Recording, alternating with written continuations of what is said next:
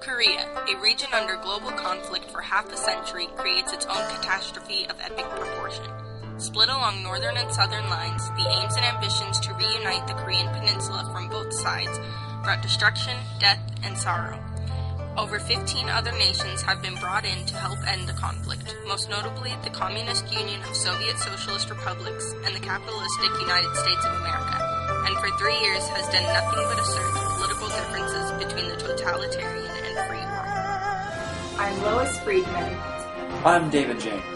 I'm Patricia Lee. I'm Bill Slater. This is Paramount News. Today is July 26, 1953, and this is the Korean War.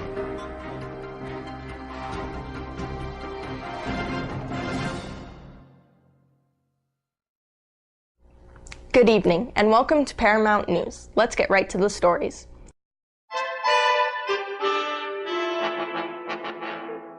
August 14, 1945. World War II comes to an end when the Pacific superpower Japan surrenders to the United States aboard the battleship USS Missouri. Japan's former colony, Korea, divided itself into two separate states with the northern half under control of the USSR and the southern half directed under the US. These two major powers settled on the division at the 38th parallel, with both powers attempting to establish a national Korean government. Most of these attempts failed, resulting in high economic inflation and social unrest. The US then turned to the United Nations, established at the conclusion of World War II in 1945, which then held national elections in Korea.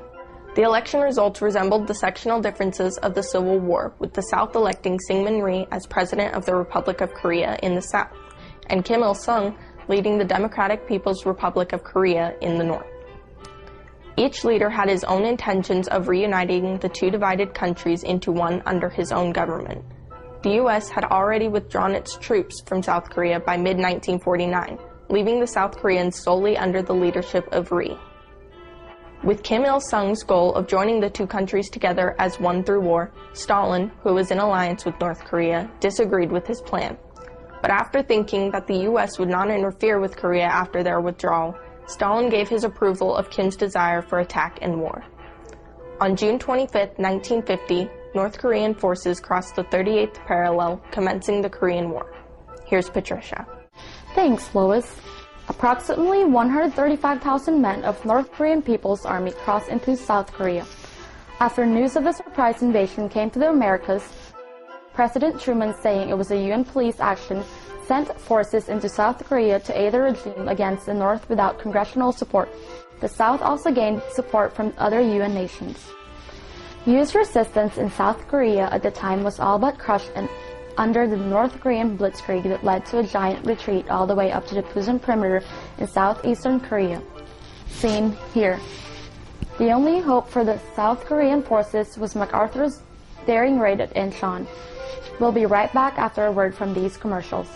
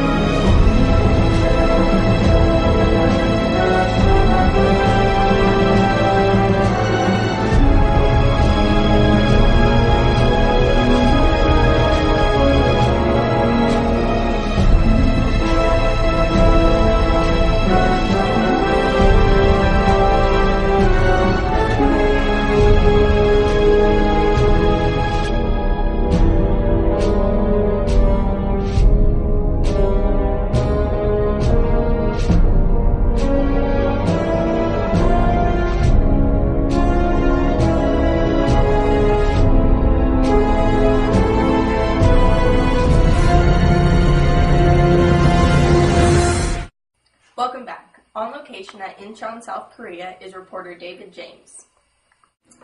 Thanks, Lois. I'm here at the beaches of the former battle site of Incheon. The U.S. troops cornered the Busan perimeter, showing Douglas MacArthur proposed an amphibious landing. The landing consisted of three main goals: to relieve the U.S. forces pinned down around Busan, cut off North Korean supply lines to the south, and to use Incheon as a base to launch an attack on Seoul. With Incheon's narrow approach channel, strong currents, fluctuating tides, and easily defended seawalls, Washington barely gave the approval to the plan, only for the reason that the bulk of the North Korean army was at Busan and would not expect an attack there. The battle in Incheon consisted of three locations: Green Beach, Red Beach, and right here at Blue Beach. At Green Beach, North Korean forces were outnumbered more than 6 to 1.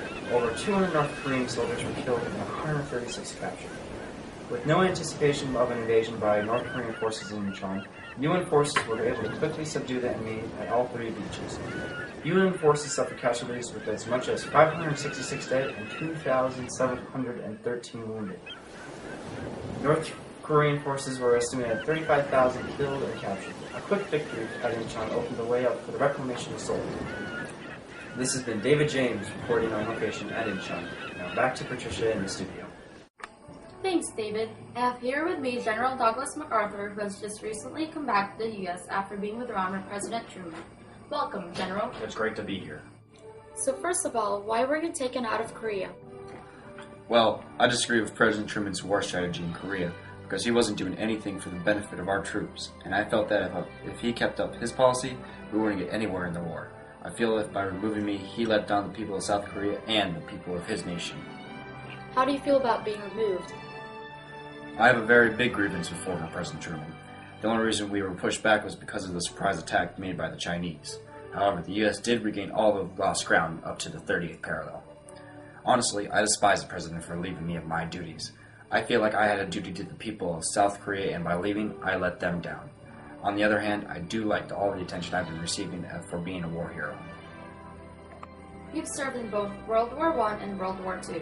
Do you think your previous experiences in those wars would have allowed you to successfully finish your duties in Korea had you been given the opportunity to continue with your mission? Of course. Being a war general with experience in two different world conflicts, I had faith in my troops and myself that we could attain victory and hopefully end the war by the end of 1951. When I'm given duties as a general, I do my best to stick to them and to carry them out in the best way possible because I have a responsibility not only to my soldiers but to the people of the nation I am defending. Do you believe that President Truman made the right decision by removing you? Well, of course not.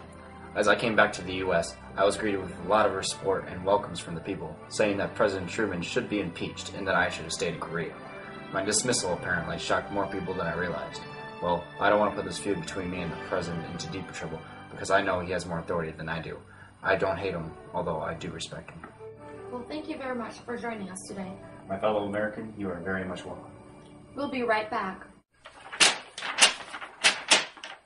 Aww. Having trouble putting your pieces of paper together? Yeah. Well, try this. Super glue. Wow! Use super glue to stick two pieces of paper together. He's got some. Stick it together. Yay!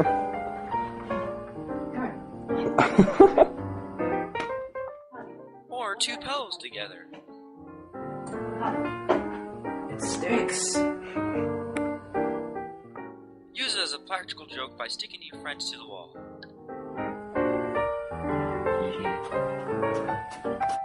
Go on! I got it! Yeah! What? Someone help! I'm stuck to the wall! One more jerk never hurts anybody, does it?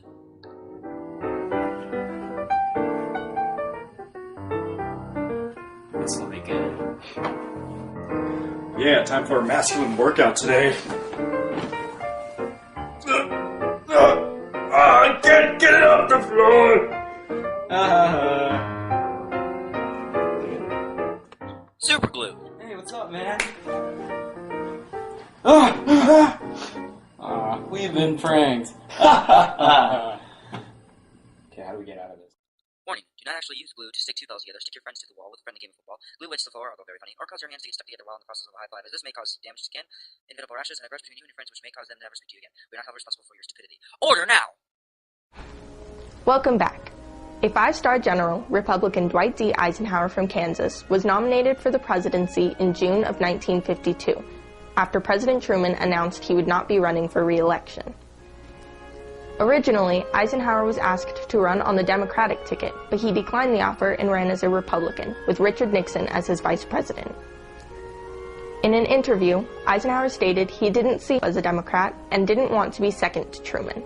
With that, the Democrats turned to Adlai E. Stevenson, Jr.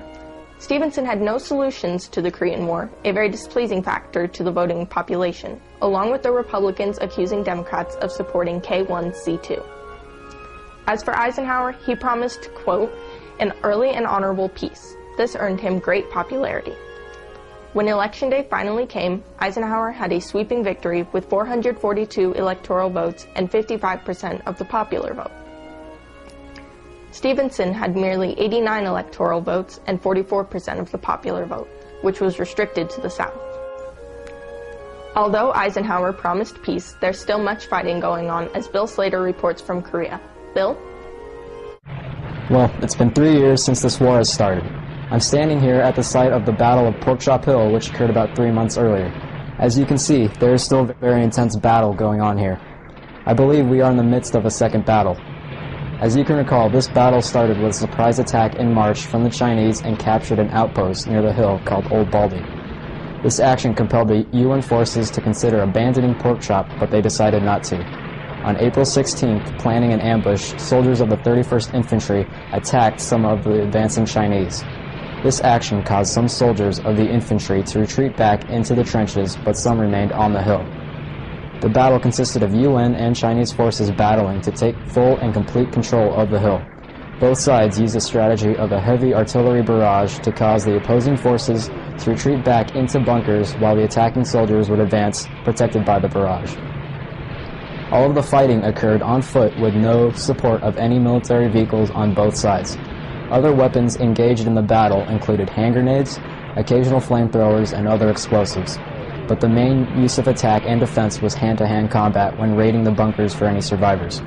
The first battle lasted until the afternoon of April 18th, with a victory for the UN, mainly backed up by US forces.